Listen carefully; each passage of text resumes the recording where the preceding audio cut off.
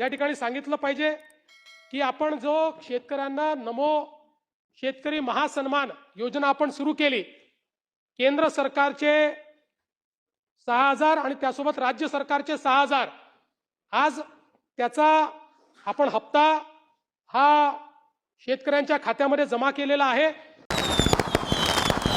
नमस्कार शेतकरी बांधवांनो, आपल्या GR इन्फॉर्मेशनमध्ये तुमचं मनपूर्वक स्वागत आहे। मित्रांनो, आज महाराष्ट्रातील लाखो शेतकऱ्यांच्या मनातल्या एक अत्यंत महत्त्वाचे प्रश्नाचे उत्तर स्वतः मुख्यमंत्र्यांनी विधानसभेत दिलेले आहेत। होय शेतकरी बांधवांनो, तुम्ही अगदी बरोबर ऐकलेले आहेत। गेल्या कित्येक महिन्यापासून तुम्ही ज्या नमो शेतकरी महासन्मान निधी योजनेच्या 9व्या आणि 10व्या हप्त्याची आतुरतेने वाट पाहत होता, तो हप्ता नेमका का राखलेला आहे याचे खरे कारण अखेर आज उघड झालेले आहेत आणि हे कारण ऐकून तुम्हाला नक्कीच आता मोठा धक्का बसणार आहे।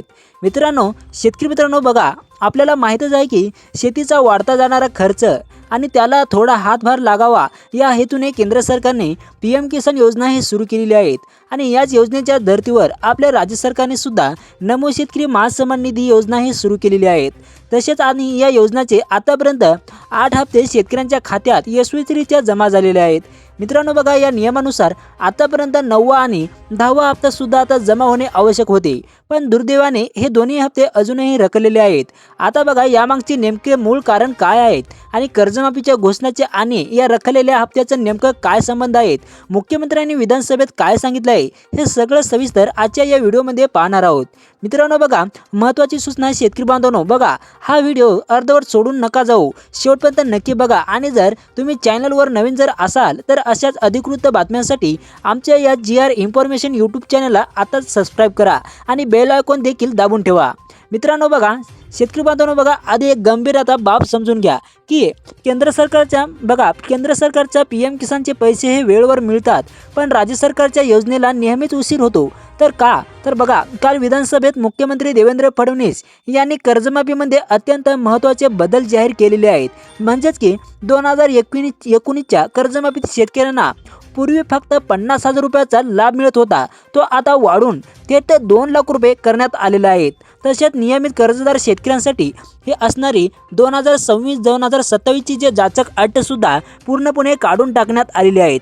तसेच मित्रांनो, यामुळे लाखो शेतकऱ्यांना मोठा दिलासा मिळाला आहे, यात शंका नाही। पण बघा, इथेच खरा प्रश्न निर्माण होतो, जर सरकार एवढी मोठी कर्जमाफी देत आहेत तर मग नमो शेतकरी योजनेचे रखडलेले हप्ते कधी मिळणार? तर बघा, काल विधानसभेत चंद्रपुराचे आमदार सुधीरभाऊ मुनगंटीवार यांनी धान बोनसच्या बाबतीत मुख्यमंत्र्यांना एक चिठ्ठी दिली। त्यावर उत्तर देताना मुख्यमंत्री म्हणाले, भाऊनी मला धानाचा बोनस संदर्भात चिठ्ठी पाठवलेली आहेत आणि सुधीर भाऊ ते आपल्याला द्यायचं आहेत आणि बघा, त्याच योग्य वेळी निर्णय करणारच आहोत। आता फक्त कर्जमाफीमुळे कॅश फ्लोचा पैशाचा उपलब्धतेचा प्रॉब्लेम आहे, आपण त्या संदर्भात पूर्णपणे सकारात्मक आहोत। शेतकरी बांधवांनो, मुख्यमंत्र्यांच्या या एका उत्तराने सगळे हे चित्र स्पष्ट झाले आहे की कर्जमाफी जाहीर केल्यामुळे राज्य सरकारच्या तिजोरीवर तब्बल 36,000 कोटी रुपयाचा अतिरिक्त भार पडलेला आहे। यामुळे मोठा कॅश फ्लोचा प्रॉब्लेम निर्माण झालेला असून धान बोनस आणि नमो शेतकरी योजनेच्या हप्त्यांना विलंब होत आहेत। तसेच मित्रांनो, घोषणा जरी मोठ्या झाल्या असल्या तरी त्याची प्रत्यक्ष अंमलबजावणी वेळेत होणे गरजेचे आहे। तसेच कर्जमाफीची रक्कम आणि नियमित कर्जदारांचे प्रोत्साहन अनुदान लवकर बँक खात्यात जमा झाले पाहिजेत, अन्यथा या फक्त घोषणाच ठरतील।